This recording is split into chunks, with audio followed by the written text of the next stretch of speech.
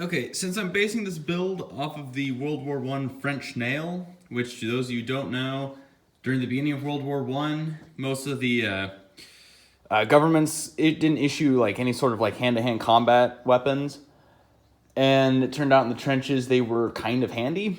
So people started making them themselves, which you see a lot of like the trench clubs and spikes, and the trench knives kind of came later, which were like the brass knuckles on the blade, which weren't very common in the First World War. But the French nail was one of the earliest ones. And there are a ton of different versions because people made them themselves, so there was no really distinct way people made them. But from what I could find, I think most of them are actually made from things used for rolling out barbed wire. They just kind of forged blades onto those and used them as knives. So kind of in honor of that, just kind of found objects. I have this old tire iron, which was found in a garage at my dad's a long time ago. Just sitting rusted, so I'm going to clean up all that. Probably cut the head of it off. Forge a blade into it and all that. This is going to be a little more post-apocalyptic than probably World War I, but I guess aesthetically the two are pretty similar. So yeah, I'm going to go ahead and get started on that, and hopefully when we're done have a pretty brutal knife.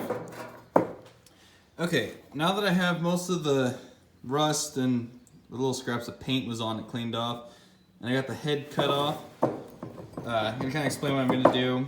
My basic plan is, and now plans often change, but I'm going to forge kind of a blade, and it's going to be kind of a triangular shape.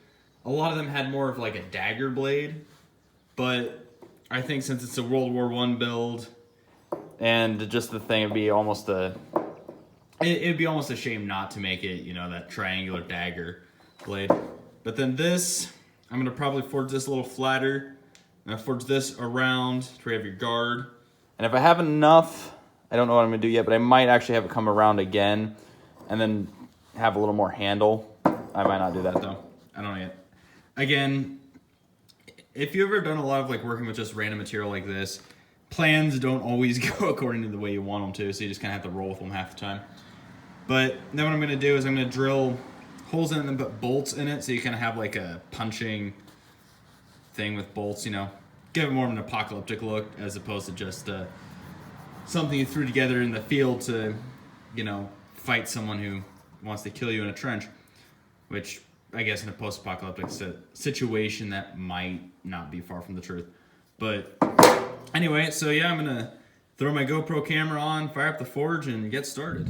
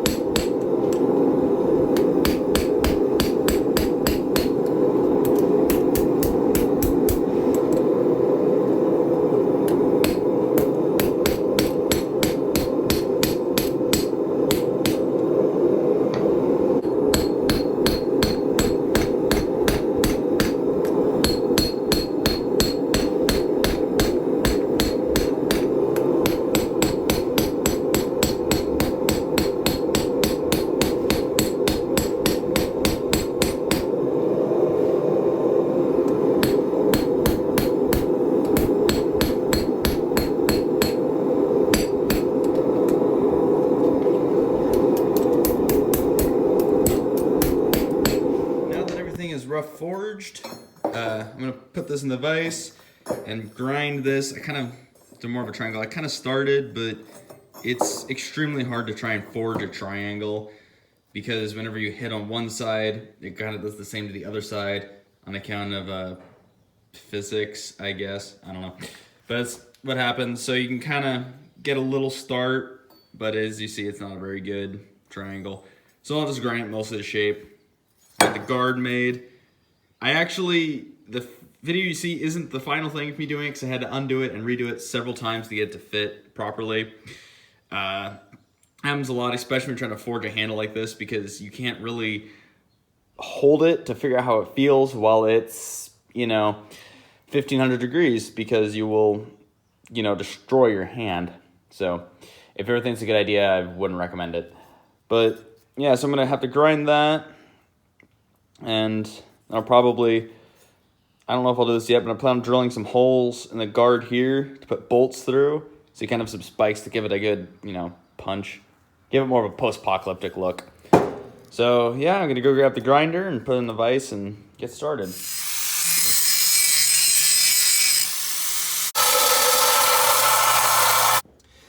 Okay, about a couple hours of grinding later, I have this. It's not exactly perfect, but I can fix that in the forge, and since this is going to be kind of a post-apocalyptic / made in the field look, it really doesn't matter too much. But now I'm going to see about drilling some holes in this guard here. So I'll probably use 1/4 inch, because I pretty much use 1/4 inch for everything for some reason. But I don't know how well it's going to go because my drill press doesn't actually have a vise in it, and this kind of sticks up. So I'll see what I can figure out and go from there.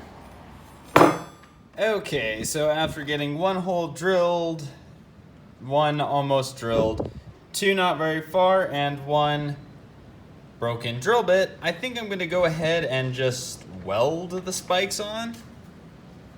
I think that it's going to be a lot easier. I might still use bolts just so I can put like a nut or something on here for just the aesthetic. I'll probably cross that bridge when I get to it though. But yeah, I hate drilling holes through steel. Real pain. I found these bolts sitting around in my garage. I think these are actually metric, so I don't know the exact size. Windy out. But they're just under a 1/4 inch. But what I'm gonna do is I'm gonna cut the threads off, weld them on here, and I'm gonna see if I can cut the head off and then weld them underneath so it kind of looks like there's a bolt going all the way through. Hopefully my welder can do it. My welder isn't exactly great, and I don't really want to go to my dad's to actually have a decent welder. But I think for all it's gonna be, it shouldn't be too bad. But I also want to take this time to say that, if you're building stuff, things don't always go according to plan, much like that mess. But sometimes just learn to adapt and roll with it about the best you can do. If something fails, come up with a backup plan. I've done that with all my projects countless times. So, just come up with solutions to problems, You'll get good at it. Nothing ever really goes according to plan. Okay, so I have everything welded on. It's pretty messy because that's just the way my welder works. It's not a very good welder, but it gets the job done, and these should hold as long as I don't hit like a brick wall or something with it. But I'm gonna clean up the welds at least a little bit, sharpen points into them.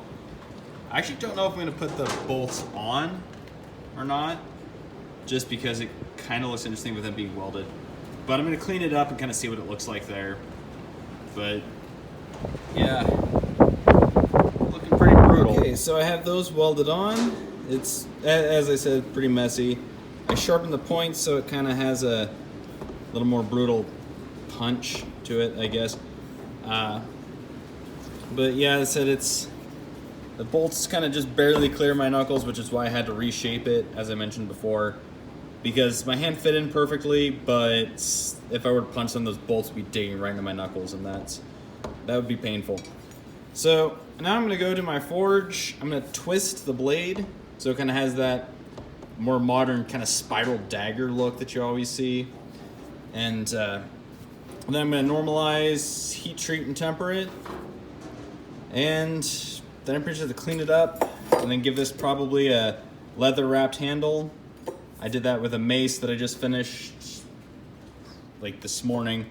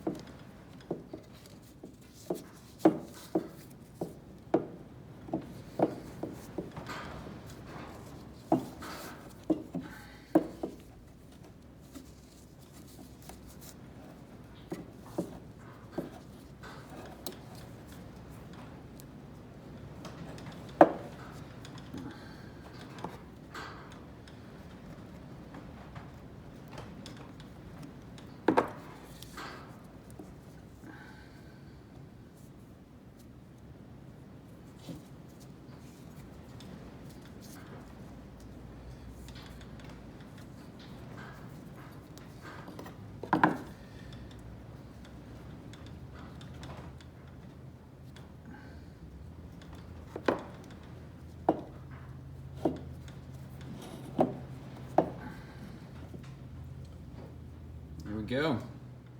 Okay, and there you have it, a kind of a post-apocalyptic French nail.